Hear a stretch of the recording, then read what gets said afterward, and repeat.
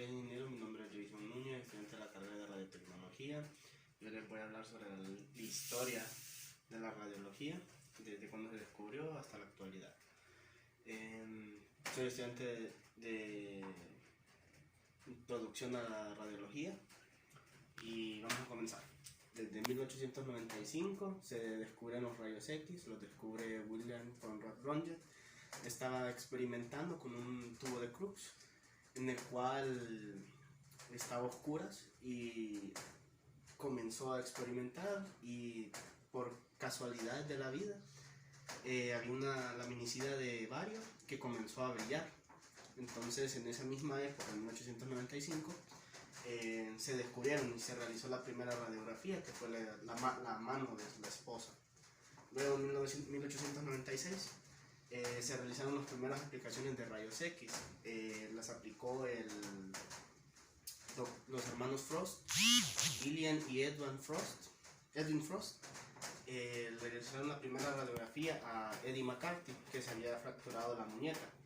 Luego en 1900 se funda la American Röntgen Society, que es la primera organización norteamericana de radiología. En 1901 Röntgen recibe el premio Nobel de Física. En 1905 Einstein saca la teoría de la relatividad con su famosa ecuación de E es igual a m por c al cuadrado. En 1907 se inicia el transformador sin interrupción de Snoop. En 1913 se hace un cambio por el tubo de Crookes, se pasa a un tubo de Coolidge, que es de filamento caliente. Y también Bohr desarrolla la teoría del modelo del átomo, que también de ahí se sacan varias teorías del átomo y las hablaremos después. En 1917 la película de base de nitrato de celulosa se utiliza de forma generalizada. En 1920 varios investigadores muestran los componentes solubles como el yodo, que también se utilizaba el radio en esos tiempos como métodos, pero eran más que todo para curar heridas o manchas. Se funda también en 1920 se funda la American Society of Radiology Technologies, la ASRT, y en 1921 se presenta la rejilla de Potter-Bucky, que prácticamente lo que es una rejilla en la cual tiene un pequeño movimiento, porque antes salieron unas líneas en las radiografías. En 1922 Compton describe la dispersión de los rayos X, que prácticamente depende del ángulo en el cual choquen las ondas de radiación con los electrones. En 1923 se introduce la película segura de los rayos X de acetato de celulosa. En 1925 se organiza la primera reunión o el primer Congreso Internacional de Radiología en Londres. En 1928 Röntgen se establece como la unidad de medida de la intensidad de los rayos X. En 1929 pasan dos cosas. Frostman demuestra la caracterización cardíaca sobre sí mismo. Él se abrió una arteria y se metió un catéter. Luego se fue al laboratorio de radiología para que le hicieran una radiografía, y ahí se mira como hay una imagen en la cual se ve el catéter hasta donde llega, hasta el corazón. También se introduce el tubo anódico giratorio. Prácticamente el tubo anódico giratorio, como dicen las mismas, va girando. Entonces, para que el choque de electrones del cátodo no sea en el mismo lugar, siempre va girando, y así dura más y se utiliza menos energía. En 1930 aportan la tomografía. Son mostrados numerosos investigadores independientes. En 1932 se añade la tinta azul de película de rayos X. Y el Comité de Rayos X y Radioprotección promulgan las primeras dosis, porque en esos tiempos no se regulaba la cantidad de radiación que recibían las personas. Incluso cuando se trabajaban en la creación de los relojes que usaban el radio, porque brillaba y la gente desconocía los efectos, entonces los limpiaban con la boca y les provocaba cánceres y deformaciones. 1942, Morgan muestra el aparato de fototemporizador electrónico. 1942 también se introduce el primer procesador automático, de la película.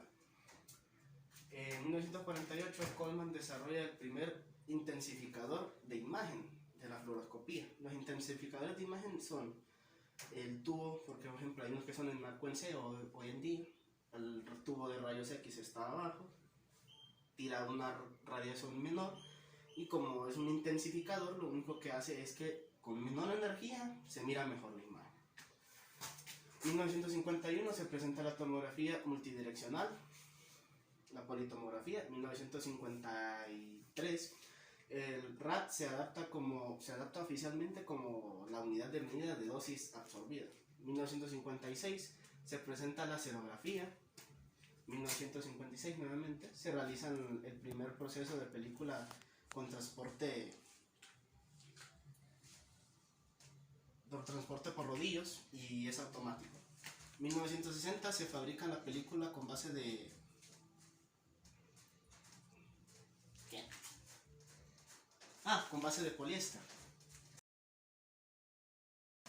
poliéster. 1963, Kuhl y Edwards presentan la tomografía computarizada por emisión de fotón único. 1965 se introduce el procesador rápido de 90 segundos. 1966 se inicia la utilización habitual del diagnóstico por ultrasonido.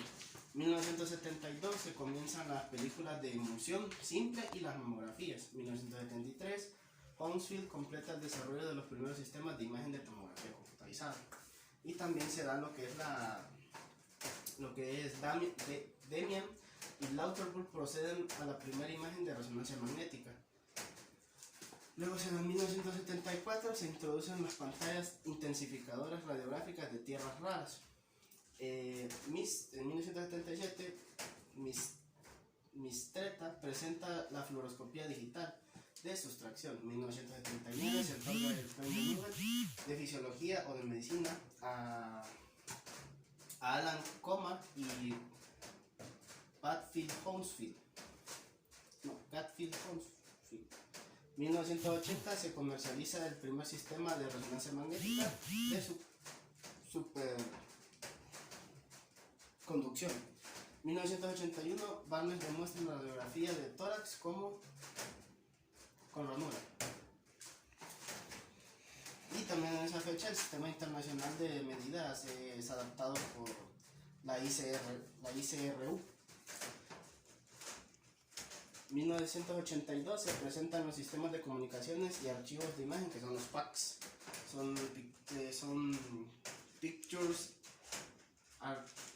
Achievement Communication. 1983 se desarrolla la primera emulsión de película de grano tubular.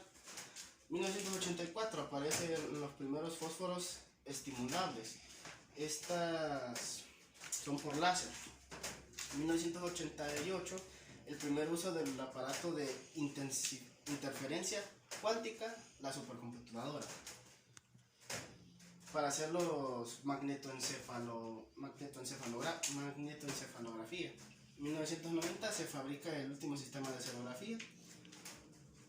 En 1990 también se presenta la tomografía computarizada helicoidal. 1991 es la de doble helicoidal, siempre es la misma tomografía computarizada, pero de doble helicoidal. 1992 se aprueba la ley de estándares de la mamografía. En el 96 se desarrolla la radiografía digital, que usan las películas finas, son películas finas de transistor. Luego en el 97 se da Swingwright, presenta el sistema de radiografía digital como un dispositivo acoplado por carga. Rowland presenta el receptor de imágenes de panel plano de selenio amorfo. Los paneles de selenio amorfo prácticamente son los últimos, porque estaban los paneles de fósforo, en los cuales eran prácticamente por reacciones químicas, pero el de selenio amorfo ya prácticamente era directamente en el selenio. Luego en 1988 se presenta la tomografía computarizada multilicoidal. 1998 también se demuestra el uso de la radiografía digital del silicio amorfo. Una es selenio amorfo y el otro es el silicio amorfo.